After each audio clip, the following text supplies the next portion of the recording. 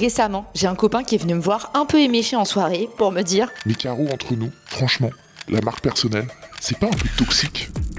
Et j'ai trouvé cette question hyper intéressante, parce que là où tout le monde peut penser que quand on a une agence de personal branding, on n'a que des avantages à y trouver, détrompez-vous.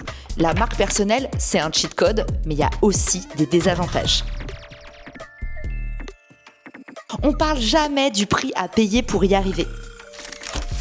Parce que non, le maléfice d'une marque personnelle, c'est pas d'avoir du mal à vendre ton business parce qu'il est lié à toi, ni d'être tout le temps confondu avec ton entreprise. Non, le vrai coût du personal branding, il est émotionnel. Et dans cette vidéo, je t'emmène dans les coulisses, même si c'est pas très beau.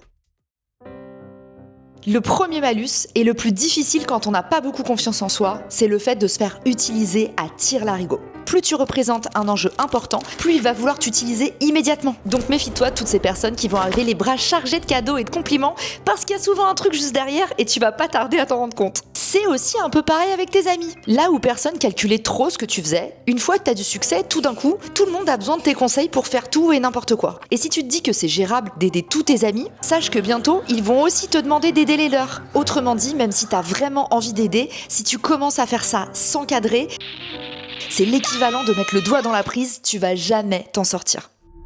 Le deuxième malus, et honnêtement celui-là il est horrible aussi, c'est que tout le monde a un avis sur toi.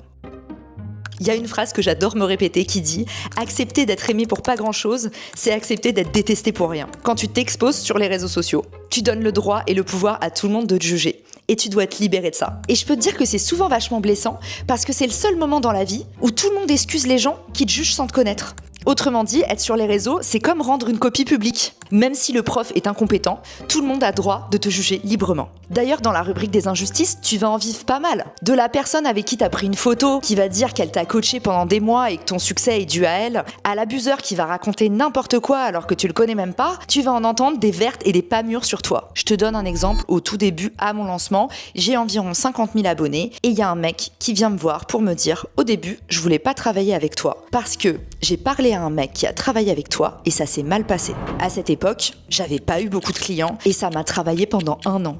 Je me disais, mais qui a bien pu lui dire que j'avais mal travaillé ? J'avais cherché partout et je ne comprenais pas. Et puis arrive le moment où au détour d'une conversation, bien plus tard, au moment où j'y pensais plus, le nom de la personne tombe. Il se trouve que c'était quelqu'un avec qui j'avais jamais travaillé et que j'avais dû décliner pour un passage sur le podcast. Autrement dit, cette personne avait juste pris le seum et raconté n'importe quoi. Mais quand t'as une marque personnelle et qu'on raconte un ragot sur toi, personne n'a besoin de croiser les informations. Sache un truc, c'est quand t'as une marque personnelle, t'es déshumanisé. Tout le monde se fiche de l'injustice que t'es en train de vivre. Comme dit Orelsan dans sa chanson Le Pacte, pour eux c'est du divertissement, pour toi c'est de l'humiliation. À partir du moment où t'as une vie publique, tout le monde peut te dénigrer, sans justification. Un conseil, blinde-toi, parce que malheureusement, ça ne peut qu'empirer. Je suis coincé dedans. Et ça m'amène à ma 3e festivité, qui est pas mal non plus. Oh allez, tu peux bien faire ça pour moi.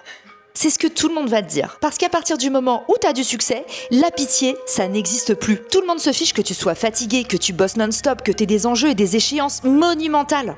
Non, en fait, si t'as une marque personnelle, à partir du moment où tu dis non à quelqu'un, c'est pas parce que tu peux pas, c'est parce que t'as changé ou t'as pris la grosse tête. Donc mon conseil, c'est de ne jamais rentrer dans ces débats-là. Fais ce que tu peux, pas ce que tout le monde veut. Souviens-toi, la vie des autres, c'est la vie des autres. 4e malus, et celui-là, on en a tous déjà entendu parler. Oh, avoir une marque personnelle, c'est terrible parce que ton business devient dépendant de toi. Et franchement, la partie la plus importante dans tout ça, c'est celle dont on parle toujours le moins. En fait, c'est génial d'être indispensable. C'est valorisant. Tu te sens surpuissant. Mais en même temps, c'est le meilleur moyen de te cramer. Parce que toute la pression va reposer sur tes épaules. Quand tout marchera bien, ce sera normal. Et quand tu auras un truc qui va pas, ce sera toujours de ta faute. Ce sera toujours toi le responsable. Sois prêt à endosser la responsabilité du succès. Et surtout, pour le bien-être de tout le monde, tes associés, tes partenaires et tes clients, diversifie ton acquisition. Toute la croissance de ta boîte ne doit pas reposer sur toi. Ta marque personnelle doit te positionner dans l'écosystème et doit aussi faire rayonner les autres. À partir du moment où tu partages la lumière, elle se réfléchira sur toi. Par un effet de vase communicant, en faisant grandir les autres, tu grandiras toi. Un exemple tout bête, c'est le mien. Avec Agence Personnelle, on diversifie nos canaux d'acquisition. À partir de cette année, le studio grandit, la pression aussi, et on a décidé d'utiliser de nouveaux leviers pour se rendre visible. Des partenariats avec des influenceurs, des messages de prospection par email et sur LinkedIn, mais aussi faire grandir la marque personnelle de mon associé Clément. C'est la raison pour laquelle tu verras que j'utilise ma visibilité pour nourrir ces canaux et redistribuer les cartes, même au sein de ma boîte. Faire ça, ça te garantit moins de charge mentale, moins de pression, et puis ça va pacifier tes relations avec les autres. Parce que dans plein de sociétés, quand un associé par exemple ou un employé prend toute la lumière, ça finit par développer des jalousies et des conflits qui n'auraient pas existé auparavant. Et ça peut même carrément dégrader des relations à coup de « mais c'est facile pour toi, tu fais que la partie avec les paillettes ». Donc mon conseil, c'est rends les autres indépendants, ils te remercieront abondamment. Je fais une pause de quelques secondes pour te parler des événements Les Big Boss. C'est grâce à eux que je peux tourner cette vidéo, mais aussi que j'ai fait un tas de rencontres géniales cette année. Ces événements connectent des décideurs du monde de l'entreprise avec des patrons ou des responsables d'agence. Résultat, un matchmaking ultra ciblé qui permet de faire du business en toute convivialité. Mais tu peux aussi rejoindre leur dîner ou leur grand temps fort toute l'année directement en cliquant sur leur site internet. Le lien se trouve dans la description et crois-moi, tu m'en diras des nouvelles. Et enfin, le dernier et le pire pour la fin, j'ai envie de dire, c'est que ta data est partout. Oui, ta donnée est exposée, donc ta vie personnelle est explosée. Je ne compte plus les exemples d'entrepreneurs et d'influenceurs qui m'ont dit « j'ai enregistré ma boîte à mon domicile avant d'être connu. Résultat, maintenant, j'ai des gens farfelus devant chez moi. » En fait, c'est pas pour rien que les célébrités protègent autant leur vie privée. Nous, les influenceurs et les entrepreneurs, on n'a pas été éduqués. Mais sache que tout ce que tu montres au plus grand nombre peut être convoité, copié, déformé ou maintenant même usurpé. Parce que peut-être que tu l'as vu dans l'actualité, mais un des problèmes les plus importants qui arrivent sur la marque personnelle, c'est le fait que ton image puisse être utilisée pour te faire dire n'importe quoi. Et j'en veux pour preuve ce qui s'est passé avec Thibaut InShape, qui a sciemment scanné son visage pour qu'on puisse l'utiliser sur Sora 2, un logiciel d'intelligence artificielle. Évidemment, ça partait d'une idée plutôt maligne. Si tout le monde peut utiliser ton image et ta voix, tu vas devenir omniprésent. C'est comme si tu pouvais te dédoubler à l'infini. Mais le gros piège dans tout ça, c'est qu'on peut aussi te faire dire n'importe quoi et te mettre dans toutes les situations. C'est mon nouveau livre, je vous avoue que je dois me livrer. Quand je vais vous dire ça, vous lèverez les mains, j'aime pas les pou pou pou.